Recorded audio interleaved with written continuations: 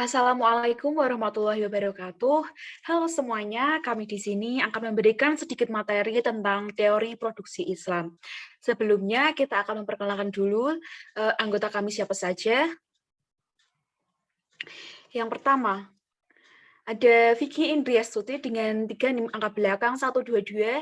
Saya sendiri Rita Siti Maimunah 3 NIM angka belakang 135. Yang ketiga ada Anissa Miftah Aliviana 3 NIM angka belakang 136. Dan yang terakhir Laila Adiana Rahmadani dengan 3 NIM angka belakang 140. Kami dari kelas 4D Perbankan Syariah. Selanjutnya, kita nanti akan menjelaskan tentang apa itu teori produksi Islam. Selanjutnya tujuan dari teori produksi Islam itu apa aja, prinsip produksinya itu bagaimana, kaidah produksinya juga bagaimana, teori produksi konvensional itu yang seperti apa, dan yang terakhir dalilnya apa saja. Next. Untuk yang pertama, saya akan menjelaskan sedikit tentang teori produksi Islam. Produksi adalah kegiatan awal dalam aktivitas ekonomi. Produksi pada dasarnya bertujuan untuk menghasilkan barang dan jasa atau menghasilkan dan menambah nilai guna barang dan jasa. Dalam bahasa Arab, arti produksi adalah al-intaj dari akar kata nataja, yang berarti mewujudkan atau mengadakan sesuatu, atau pelayanan jasa yang jelas dengan menuntut adanya bantuan penggabungan unsur-unsur produksi yang terbingkai dalam waktu yang terbatas. Ini ada beberapa pengertian produksi menurut para ekonom Muslim kontemporer. Yang pertama, Hafs, tahun 1992. Kegiatan produksi dalam perspektif Islam sebagai usaha manusia untuk memperbaiki tidak hanya kondisi fisik materinya, tetapi juga moralitas, sebagai sarana untuk mencapai tujuan hidup sebagaimana digariskan dalam Islam, yaitu kebahagiaan dunia dan akhirat. Yang kedua, Siddiqi, tahun 1992. Kegiatan produksi sebagai penyediaan barang dan jasa dengan memperhatikan nilai keadilan dan kebijaksanaan atau kemanfaatan atau maslahah bagi masyarakat. Dalam pandangannya, sepanjang produsen telah bertindak adil dan membawa kebajikan bagi manusia, maka ia telah bertindak Islam. Yang ketiga, Al-Haq tahun 1996. Bahwa tujuan dari produksi adalah memenuhi kebutuhan barang dan jasa yang merupakan fardu kifayah, yaitu kebutuhan yang bagi banyak orang pemenuhannya bersifat wajib. Untuk selanjutnya akan dijelaskan oleh Mbak Miftah, silakan. Yang selanjutnya adalah tujuan produksi Islam. Tujuan pada produksi secara umum adalah memperoleh laba. Kegiatan produksi harus bergerak di atas 2 garis optimalisasi. Tingkat optimal pertama adalah mengupayakan berfungsinya sumber daya insani ke arah pencapaian kondisi full employment, di mana semua orang bekerja dan menghasilkan semua karya, kecuali mereka yang uzur syar'i, seperti sakit dan lumpuh. Optimalisasi yang kedua adalah memproduksi kebutuhan primer atau daruriyat, sekunder atau hajiyat, dan tersier tahsiniyat secara proporsional, sehingga tidak saja harus halal, tetapi juga harus baik dan bermanfaat atau thayyib.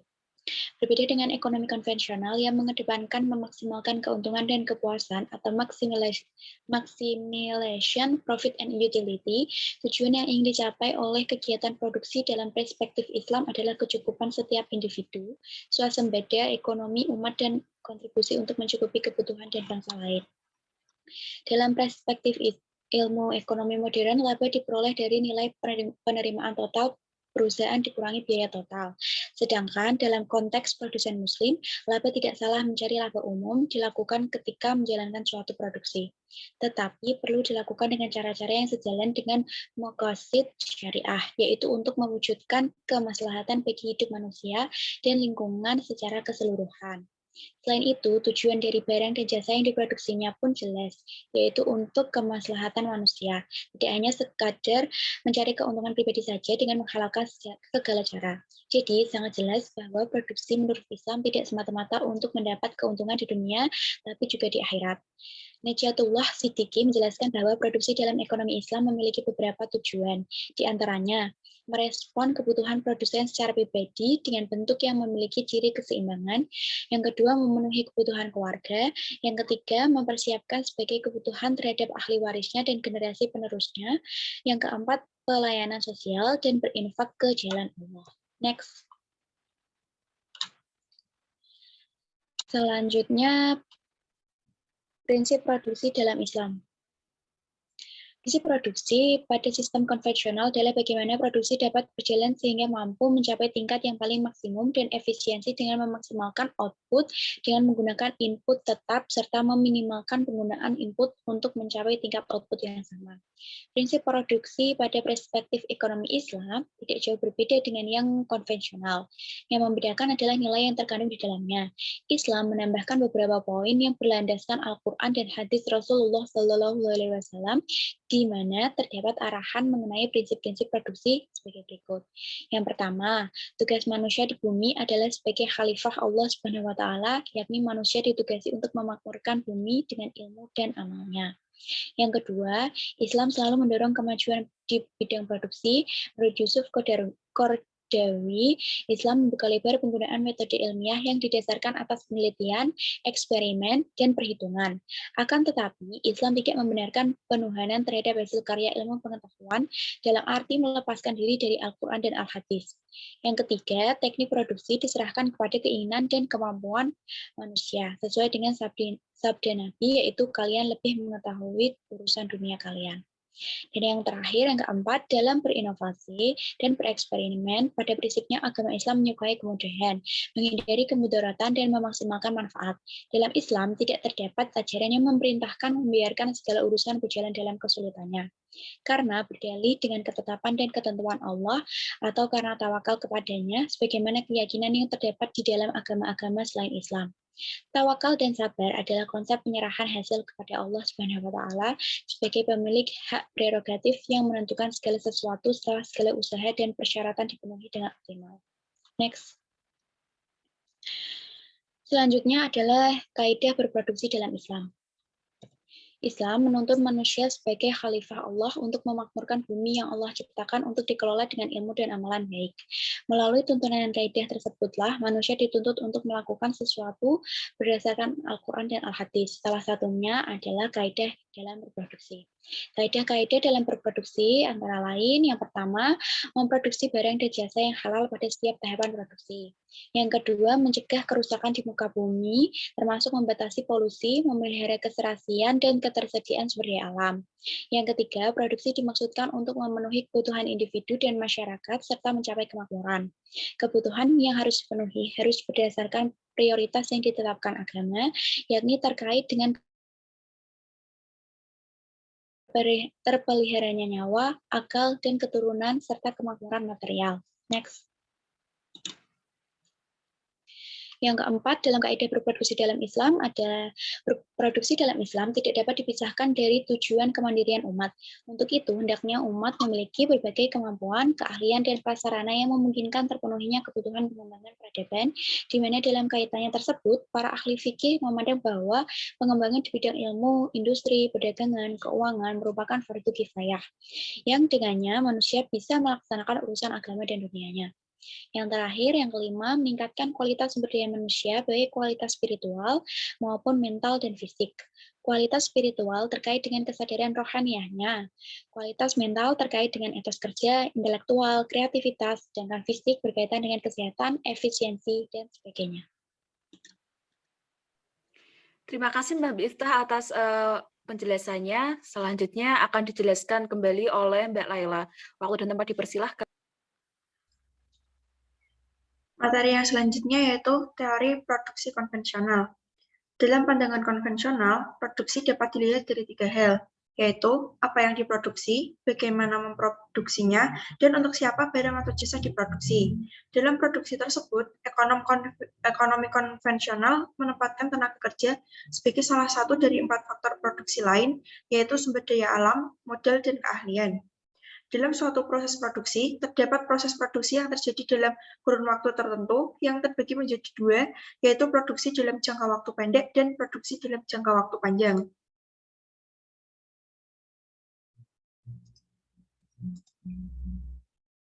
Yang pertama yaitu produksi dalam jangka waktu pendek. Produksi dalam jangka waktu pendek merupakan kurun waktu yang terjadi ketika salah satu atau lebih faktor produksi yang tidak bisa diubah atau tetap. Pada produksi dalam jangka waktu pendek dibagi menjadi 2, yaitu produksi dengan 1 input variabel dan 2 input variabel. Yang pertama ada produk total. Pada produk total merupakan jumlah total dari semua hasil produksi dalam periode tertentu. Produk total akan berubah sesuai dengan banyaknya faktor produksi variabel yang digunakan. Dapat dirumuskan dengan TP sama dengan F kali X. Yang artinya, di mana TPP merupakan output total atau jumlah produksi total, dan X merupakan jumlah input variabel yang digunakan. Yang kedua yaitu produksi rata-rata. Produksi rata-rata atau average produk atau AP adalah jumlah total produksi yang dibagi dengan faktor produksi yang digunakan selama proses produksi.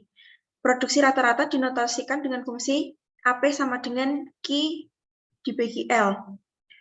Yang artinya, Q merupakan output total atau jumlah hasil produksi, sedangkan L merupakan jumlah labor atau jumlah tenaga kerja yang digunakan. Sehingga, produksi rata-rata merupakan jumlah rata-rata produksi oleh setiap tenaga kerja. Selanjutnya yaitu produksi marginal. Produksi marginal atau marginal product atau MP adalah tambahan total hasil produksi yang diakibatkan oleh pertambahan jumlah faktor produksi variabel yang digunakan. Dapat dirumuskan dengan MP sama dengan perubahan output dibagi perubahan input atau Q dibagi L. Yang artinya dapat disimpulkan bahwa dalam produksi dengan 1 input variabel berlaku hukum pertambahan hasil yang semakin berkurang atau the law of diminishing return. Hukum ini menyatakan bahwa output yang diterima dari proses produksi akan semakin menurun apabila input variabel yang digunakan mengalami pertambahan secara terus-menerus. Selanjutnya yaitu produksi dengan 2 input variabel. Produksi ini merupakan kombinasi antara 2 faktor produksi variabel untuk menghasilkan output atau produksi yang sama. Dapat dirumuskan dengan Q sama dengan F dikali L, C.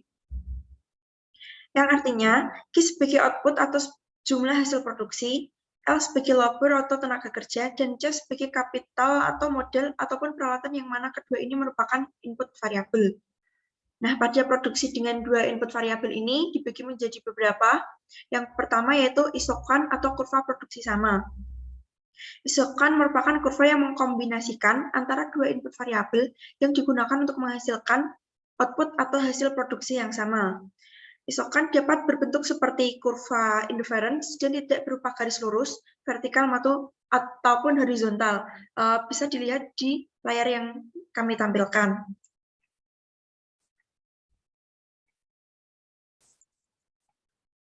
Nah, kurva ini memiliki beberapa ciri, diantaranya adalah memiliki slope negatif dan cembung ke titik origin.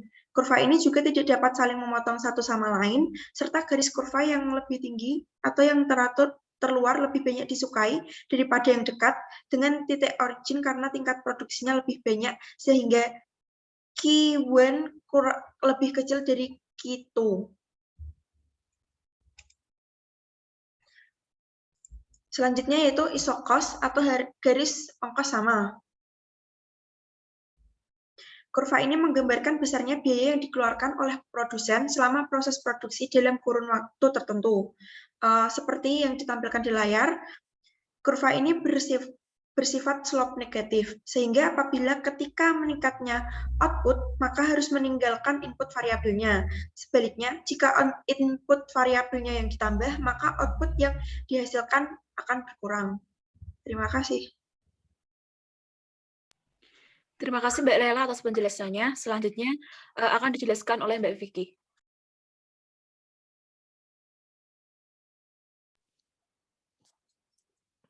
Yang selanjutnya yaitu produksi dalam jangka waktu panjang. Jangka panjang suatu proses produksi tidak dapat diperkirakan akan berjalan 10 tahun, 25 tahun, atau bahkan sampai 50 tahun. Sehingga dalam kurun waktu ini, semua faktor produksi yang digunakan bersifat variabel atau tidak ada faktor produksi tetap. Garis perluasan produksi.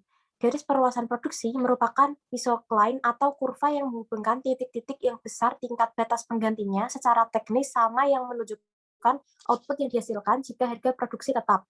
Jadi, garis ini menunjukkan bagaimana faktor produksi atau input tersebut berubah jika besarnya biaya dari proses produksi atau output tidak berubah dan harga produksinya tetap.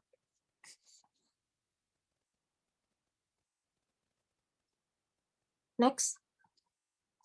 Selanjutnya yaitu dalil yang melandasi teori produksi Islam. Yang pertama, ayat yang berkaitan dengan faktor produksi tanah dalam surat As-Sajdah ayat 27, yang yaitu, dan apakah mereka tidak memperhatikan bahwasannya kami menghalau awan yang mengandung air ke bumi yang tandus. Lalu kami tumbuhkan dengan air hujan itu tanaman yang daripadanya makan hewan ternak mereka dan mereka sendiri. Maka apakah mereka tidak memperhatikan? Yang kedua yaitu ayat yang berkaitan dengan faktor produksi tenaga kerja pada Quran Surat Al-Hud ayat 61. Yaitu, dan kepada kaum Samud atau kami utus saudara mereka, Saleh, dia berkata, wahai kaumku, sembahlah Allah, tidak ada Tuhan bagimu selain dia. Dia telah menciptakanmu dari bumi atau tanah dan menjadikanmu pemakmurnya.